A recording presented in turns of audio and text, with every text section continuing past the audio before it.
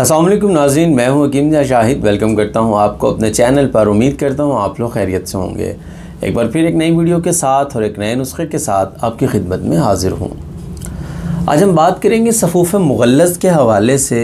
पहले भी कुछ वीडियोस मौजूद हैं चैनल पर। सफ़ूफ़ मुग़ल्लज़ ख़ास है, सफ़ूफ़ मुग़ल्लज़ शानदार नुस्खा है, मुख्तलिफ़ वीडियोस चैनल पर मौजूद हैं।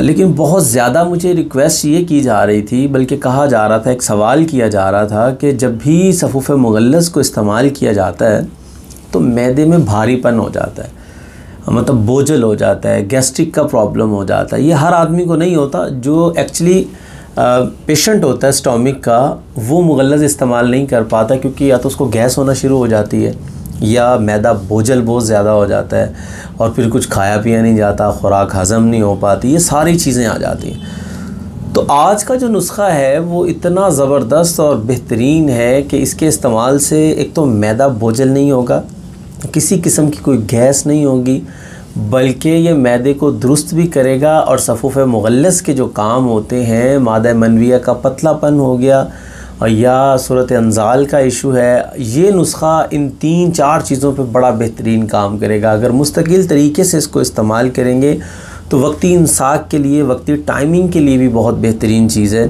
मतलब बग़ैर आप कोई टैबलेट यूज़ किए या कोई ऐसा कोई स्टीरॉइड आप यूज़ कर रहे हैं, उससे बचने के लिए बहुत बेहतरीन है। लेकिन इसको थोड़ा सा आपको रेगुलर यूज़ करना पड़ेगा। वो लोग जिनको जरियान का मसला आ जाता है, ड्रॉप्स आना शुरू हो जाते हैं या एहतलाम का इशू होता है बहुत ज़्यादा, उन तमाम के लिए बहुत ज़बरदस्त और मुजर्रब नुस्खा है। तो ज़्यादा लंबी चौड़ी तमहीद नहीं करेंगे, डायरेक्टली आपको नुस्खा की तरफ लिए चलेंगे। लेकिन उससे पहले अगर अभी तक आप लोगों ने हमारे चैनल को सब्सक्राइब नहीं किया, सब्सक्राइब ज़रूर कर लीजिए, साथ लगे बेल आइकन को ज़रूर प्रेस कर लीजिए ताकि हमारी लेटेस्ट वीडियोज़ आपको मिलती रहें। तो चलिए चलते हैं आज के अपने नुस्खा की तरफ। जी नाज़रीन, तो आ चुके हम अपने आज के नुस्खा की तरफ। तो 4-5 चीज़ें हैं जो आप लोगों को ज़रूरत होगी। सालब मिस्री चाहिए होगी आपको, सालब दाना चाहिए होगा, मूसली सफ़ेद चाहिए होगी, तिरफला चाहिए होगा, छिलका इसबगोल चाहिए होगा। अब तिरफला जो है, तिरफला क्या चीज़ है, इस हवाले से मेरे चैनल पर वीडियो मौजूद है, आप लोग देख लीजिएगा। कोशिश करूँगा आई कार्ड में ऊपर आपको लिंक दे दूँ या डिस्क्रिप्शन में दे दूँ, या आप यूट्यूब की सर्च बार में तिरफला लिखें, आगे मेरा नाम लिखते हैं, आपको वीडियो मिल जाएगी। बेसिकली 3 चीज़ें होती हैं तिरफला के अंदर, आंवला, हरीड़, बहेड़ा। इन तीनों चीज़ों को इकट्ठा करके पाउडर करना होता है, उसको तिरफला कहा जाता है। तो ये अगर इनके वज़न की बात कर लें तो आपकी सहूलत के लिए यहाँ पे लिखा आपको मिल जाएगा, नोट कर लेना आप लोगों ने। ये सब चीज़ें हम वज़न चाहिए होंगी।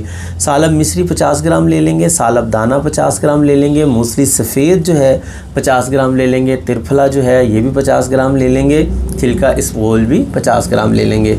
अब तिरफला जो है वो तीनों चीज़ों का जब कंबाइन तैयार हो जाएगा, फिर आप लोगों ने 50 ग्राम उसमें से इस्तेमाल करना है। अच्छा, इन तमाम चीज़ों का पाउडर कर लेना है, सिवाय छिलका इसबगोल के, उसको आप नहीं पीसेंगे। बाकी 4 चीज़ें बिल्कुल बारीक पाउडर कर लें, उसके बाद छिलका इसबगोल जो है उसमें शामिल कर लें। आपका बहुत ही ज़बरदस्त मुजर्रब तरीन सफ़ूफ़ मुग़ल्लज़ जदीद कह लें इसको आप, तैयार हो जाएगा।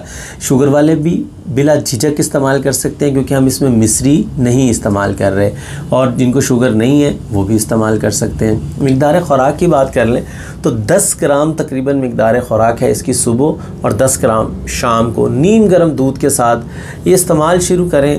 इंशाअल्लाहुल अज़ीज़ 10 से 15 दिन के अंदर ऐसा लाजवाब रिज़ल्ट आप लोगों के सामने आएगा कि जितने भी आपने पहले भी नुस्खा जात देखे हैं, इस्तेमाल किए, ख़ास तौर पे उन लोगों की बात कर रहा हूँ जिनको स्टमक का इशू है। तो आप देखेंगे एक तो मैदा दुरुस्त हो जाएगा, दूसरा जो ये जो इश्यूज़ होते हैं सूरत अंजाल का, मादा मनविया का पतलापन, जरियान, एहतलाम, इन तमाम मसाइल से जो है आपको इंशाअल्लाहुल अज़ीज़ निजात मिलना शुरू हो जाएगी।